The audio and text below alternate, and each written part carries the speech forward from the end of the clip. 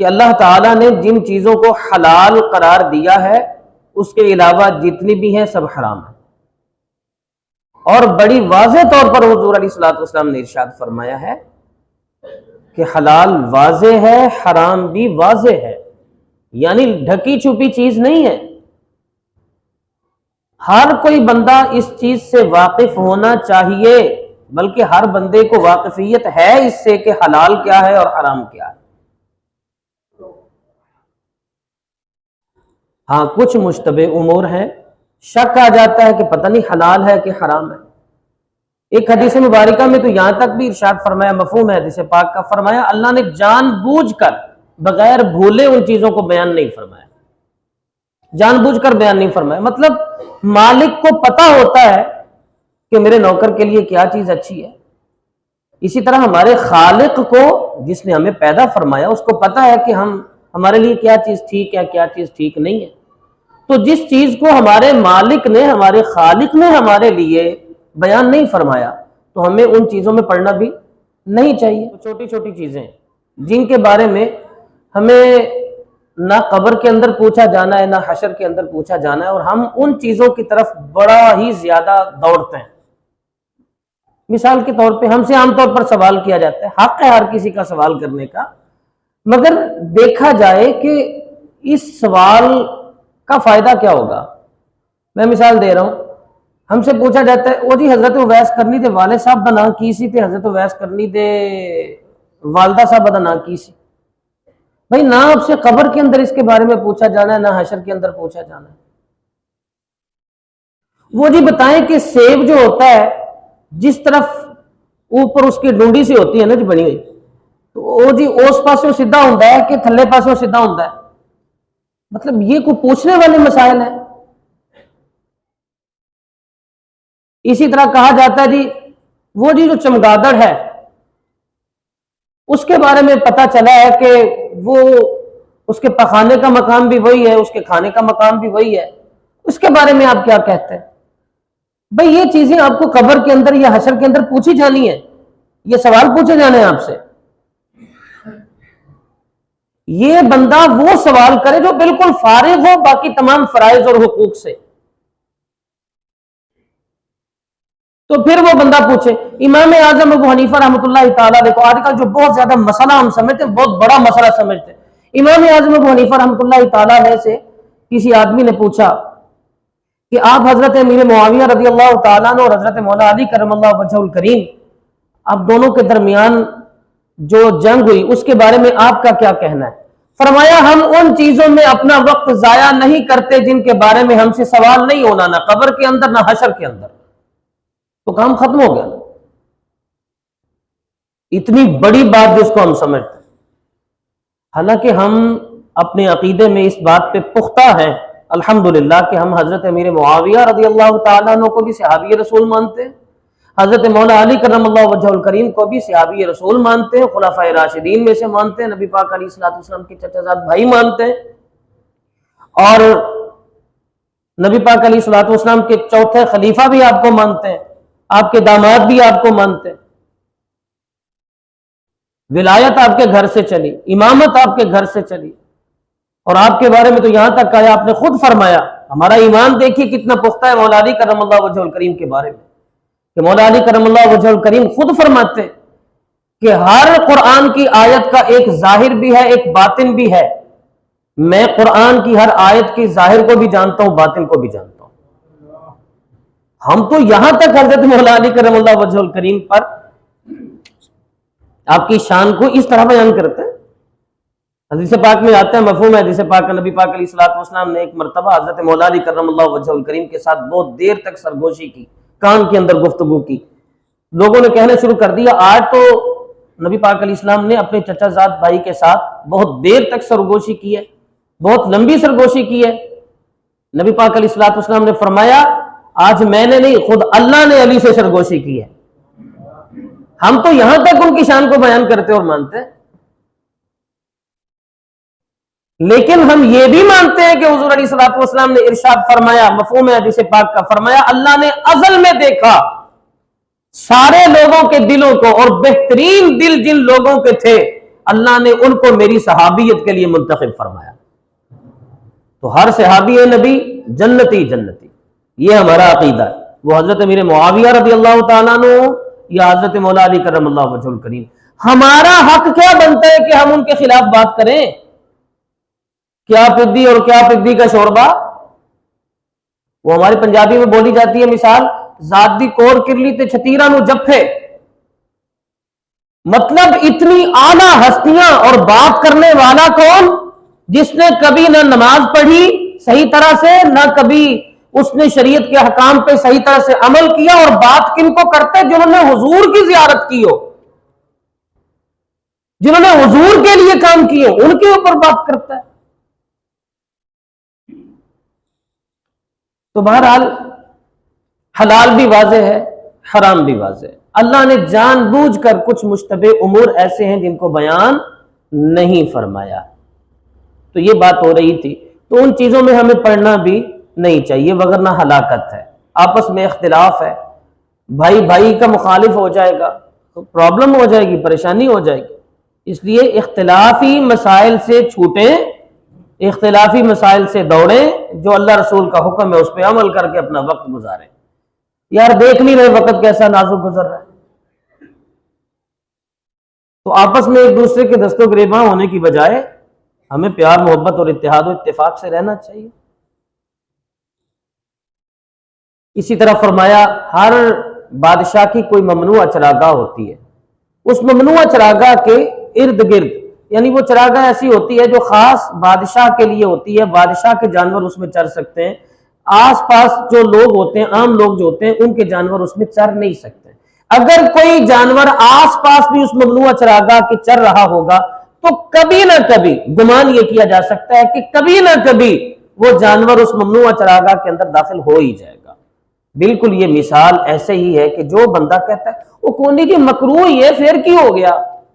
مکروہ ہی ہے نا، حرام تے نہیں نا، مکروہ ہی ہے نا، ناپسند ہی کیتا گیا ہے، تے پھر کی ہے؟ کھا لین چ کی حرج ہے، پی لین چ کی حرج ہے؟ بھئی فتویٰ تو اس چیز پہ ہے نا کہ یہ چیز استعمال کی جا سکتی ہے نا، لیکن تقوی کو چھوڑ دیتے ہیں۔ جو آپ فتویٰ لیے بیٹھے ہیں نا، تھوڑی تھوڑی تھوڑی تھوڑی چیز لیے آپ ایک دم حرام کے اندر جا پڑیں گے اور آپ کو پتہ بھی نہیں چلے گا۔ اس لیے بہتر یہ ہے کہ مکروہ سے بھی بچا جائے، کراہت سے بھی بچا جائے۔ ہم دودھ پی رہے ہوں یا چائے پی رہے ہوں، اس کے اندر اگر مکھی گر جائے نا تو ہمارا چائے یا دودھ پینے کو دل نہیں کرتا، کراہت آتی ہے، اس کو ہم پھینک دیتے ہیں۔ اس کا مطلب جس جگہ پہ ہمارا دل چاہے اس چیز کو ہم مکروہ بھی ہو، کراہت بھی اس میں سے آئے، تو اس کو ہم حرام یا بالکل غلط سمجھتے ہوئے، ٹھیک نہ سمجھتے ہوئے، خراب سمجھتے ہوئے چھوڑ دیتے ہیں، کیونکہ مزہ اپنا ہے، چسکا اپنا ہے۔ اور اگر یہی بات شریعت کہے تو پھر ہم اس کو کیوں نہیں چھوڑتے؟ تو اگر شریعت نے مکروہ کہا ہے تو اس کا مطلب یہ ہے کہ اس کو چھوڑ دیا جائے، شریعت نے اس کو ناپسند کیا ہے، اگرچہ وہ حرام نہیں ہے مگر شریعت نے اس کو ناپسند کیا تو چھوڑ دینا چاہیے۔ اسی طرح انہی چیزوں میں سے ایک چیز، چلے میں حدیث پاک کو مکمل کر لوں۔ حضور علیہ الصلوۃ والسلام نے اس حدیث پاک کے آخر میں ارشاد فرمایا دل کے بارے میں فرمایا جسم کے اندر ایک گوشت کا لوتھڑا ہے، ٹکڑا ہے، وہ اگر ٹھیک ہو تو پورا جسم ٹھیک رہتا ہے، اگر وہ خراب ہو تو پورا جسم خراب ہو جاتا ہے۔ اور فرمایا الا وہی القلب، خبردار جان لو کہ وہ کوئی اور شے نہیں، دل ہے۔ قلب، یہ قلب کہتے جو بدلنے والا ہو، بدلنے والے کو قلب کہتے ہیں۔ بڑی جلدی دل میں خیالات آتے جاتے بدلتا رہتا ہے بندے کا دل نا۔ اللہ نے دو دل نہیں رکھے، ایک ہی رکھا ہے جسم کے اندر، دو نہیں رکھے۔ یہ اشارہ ہے کہ اس میں محبت صرف ایک کی ہی آ سکتی ہے، اور وہ اللہ کی محبت ہے۔ اور اللہ کی محبت کے بارے میں بتائے گا کون؟ ہمارے آقا صلی اللہ علیہ وآلہ وسلم۔ اور اللہ کی اور اس کے محبوب کی محبت دو نہیں ہے، اللہ اس کے رسول کی اطاعت دو نہیں ہے، اللہ اس کے رسول کو تکلیف دینا دو نہیں ہے، اللہ اس کے رسول کی محبت دو نہیں ہے، ایک ہی چیز ہے۔ اللہ اس کے رسول کا عطا کرنا دو نہیں ہے، ایک ہی چیز ہے۔ یہ سب قرآن کی آیات ہیں۔ تو اس کا مطلب اللہ نے اپنے محبوب کی محبت کے لیے ہم کو یہ دل دیا، اور ایک ہی دیا ہے، دو نہیں دیے۔ اس لیے جو محبوب سے محبت کرتا ہے وہ اللہ سے آٹومیٹکلی محبت کرتا ہے۔ یہ ہو ہی نہیں سکتا جو نبی پاک علیہ السلام سے محبت کرتا ہے وہ اللہ سے محبت نہ کرے۔ مطلب جو اللہ کے رسول کے احکام کو مانتا ہے وہ اللہ کے حکم کو بھی مانتا ہی مانتا ہے، بھلے کچھ بھی ہو جائے۔ اور من یطع الرسول فقد اطاع اللہ، جس نے رسول کی اطاعت کی گویا اس نے اللہ کی ہی اطاعت کی۔ یہ قرآن ہے۔ اچھا دل ہے نا، یہ دل چاہتا ہے کہ آسانی ہو، یہ دل چاہتا ہے، اور حرام کی طرف تو خاص طور پر مائل ہوتا ہے، حلال کی طرف کم مائل ہوتا ہے، حرام کی طرف زیادہ مائل ہوتا ہے۔ یاد رکھیے یہ جو جتنی بھی غلط چیزیں اور حرام چیزیں ہوتی ہیں نا، ان میں چسکا اور ذائقہ بہت ہوتا ہے، مگر وقتی طور پر ہوتا ہے، بعد ازاں اس کا نقصان بہت بڑا ہوتا ہے۔ اور جتنی بھی اچھی اور حلال چیزیں ہوتی ہیں ان میں سے اگرچہ ان میں ذائقہ کم ہو، لذت کم ہو، مگر ان میں نقصان نہیں ہوا کرتا، اور بعد ازاں اس کا فائدہ ہی فائدہ ہوا کرتا ہے۔ آج ان چیزوں میں سے جو نقصان دیتی ہیں اور حرام ہیں، ابتدائی حدیث مبارکہ کے جو کلمات تھے وہ تھے کہ حلال بھی واضح ہے، حرام بھی واضح۔ ان میں سے ایک ہے سود۔ سود اللہ نے حرام فرمایا، قرآن پاک کے اندر ہے سورہ آل عمران میں، فرمایا اے ایمان والو، ابتدا ہی ایمان والوں سے کی ہے، گویا یہ فرمایا گیا جو مجھے مان رہے ہو اب میری بات کو مانو۔ جو اللہ کو مانتے ہیں وہ اللہ کی بھی مانے۔ تو ایمان والا وہ ہوتا ہے جو اللہ کو تو مانے، اللہ کی بھی مانے، اس کو ایمان والا کہتے ہیں۔ فرمایا اے ایمان والو لا تأکلوا الربا، سود نہ کھاؤ، اضعافا مضاعفا، تھوڑا ہو یا زیادہ کی بات نہیں، فرمایا دگنا در دگنا، کھاؤ ہی نہیں، زیادہ بھی نہیں کم بھی نہیں، اضعافا مضاعفا، دگنا در دگنا سود نہ کھاؤ۔ واتقوا اللہ، واتقوا اللہ، اللہ سے ڈرو۔ جب اللہ تعالیٰ فرماتا ہے نا اللہ سے ڈرو، اس کا مطلب پتہ کیا ہوتا ہے کہ یہ وہ کام ہے جس سے اللہ تعالیٰ تم سے اتنا ناراض ہو جائے گا کہ تم سوچ بھی نہیں سکتے، تم پر ایسے ایسے عذابوں کو اللہ مسلط کر دے گا کہ تم سوچ بھی نہیں سکتے، تمہیں ایسی ایسی بیماریوں میں اللہ مبتلا کر دے گا کہ تم سوچ بھی نہیں سکتے۔ تو فرمایا واتقوا اللہ، اللہ سے ڈر جاؤ، لعلکم تفلحون، فائدہ اس کا یہ ہوگا کہ تم کامیاب ہو جاؤ گے۔ گویا جو سود کو چھوڑ دیتا ہے اللہ فرماتا ہے وہ مجھ سے ڈر رہا ہے، اسی لیے تو سود کو چھوڑ رہا ہے۔ جب میری بات کو مان کر اس نے سود کو چھوڑ دیا، حرام کو چھوڑ دیا، تو فرمایا وہ کامیاب ہو گیا۔ قرآن کہتا ہے لعلکم تفلحون، وہ کامیاب ہو گیا۔ جس نے اللہ کے ڈر کی وجہ سے سود کو چھوڑ دیا وہ کامیاب ہو گیا۔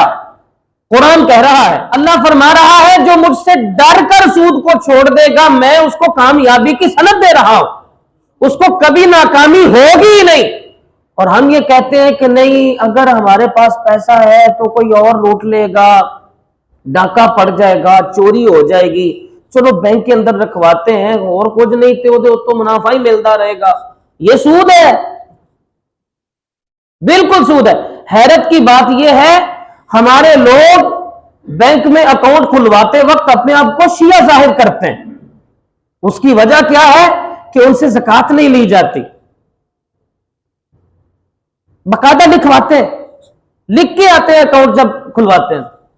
آپ کرنٹ اکاؤنٹ کیوں نہیں کھلواتے، یا ان بینکوں میں کیوں نہیں جاتے جہاں پر اسلامک بینکاری ہو رہی ہے؟ یا ہم اس نظام کو سمجھنے کے لیے شریعت کا سہارا کیوں نہیں لیتے ہیں؟ علماء کرام کے پاس جا کر ان کا دماغ کیوں نہیں کھاتے ہیں، ان سے کیوں نہیں پوچھتے ہیں؟ آپ کو پتہ ہے جہاں پر سود پھیل جاتا ہے وہاں پر کیا کیا کچھ ہوتا ہے۔ حدیث مبارکہ سنیے میرے آقا صلی اللہ علیہ وآلہ وسلم کی زبان اقدس سے کبھی جھوٹ نہیں نکلا، ہم سوچ بھی نہیں سکتے۔ ہمارے آقا صلی اللہ علیہ وآلہ وسلم نے ارشاد فرمایا جب کسی بستی میں زنا اور سود پھیل جائے تو اللہ ان بستی والوں کو ہلاک کرنے کی اجازت دے دیتا ہے کہ اب جیسے چاہے یہ ہلاک کر دو ان کو۔ تو اب ظاہر سی بات ہے پھر طرح طرح کی بیماریاں آئیں گی اور ہلاکت ہو جائے گی۔ اور پھر فرمایا جس قوم میں سود پھیلتا ہے اس قوم میں جنون پھیل جاتا ہے، پاگل پن پھیل جاتا ہے۔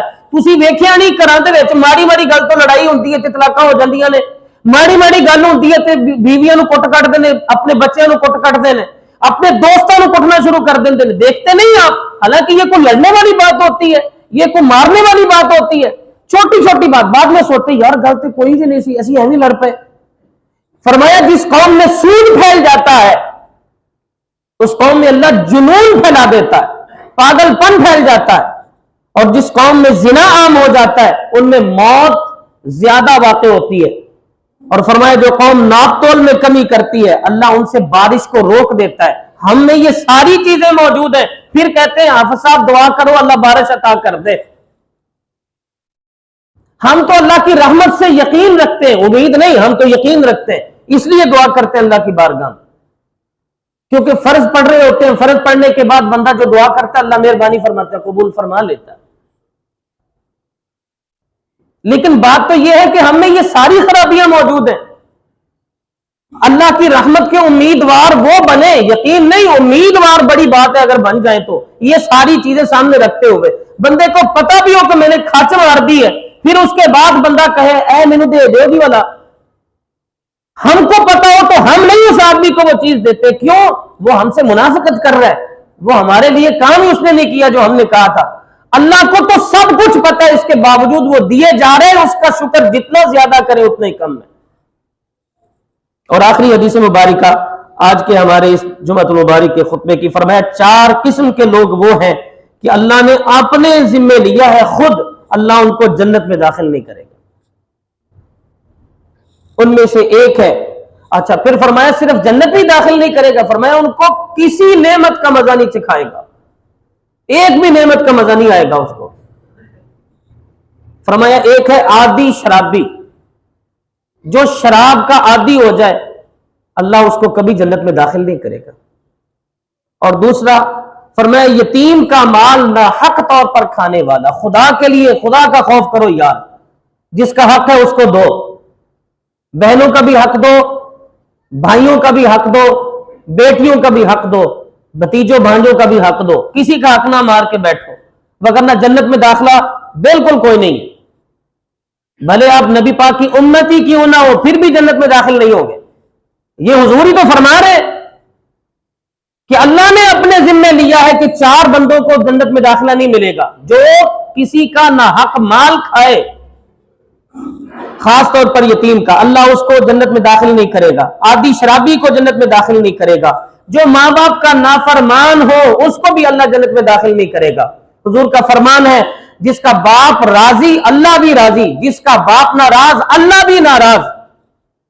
سب سے زیادہ حق ماں کا، اور پھر باپ کا بھی ساتھ ہے۔ ماں کے قدموں کے نیچے اللہ نے اگر جنت رکھی ہے تو باپ کو اسی جنت کا دروازہ بھی بنایا ہے۔ مطلب جنت حاصل کرنی ہے تو ان کی خدمت کرو، ماں کی بھی اور باپ کی بھی، دونوں میں سے اگر دونوں بوڑھے ہو جائیں دونوں کی خدمت کرو، وہ گالی بھی نکالے مارے بھی، تمہیں ان کے سامنے اف بھی نہیں کرنی ہے، آنکھ بھی نہیں اٹھانی ہے، وگرنہ سارے اعمال ضائع۔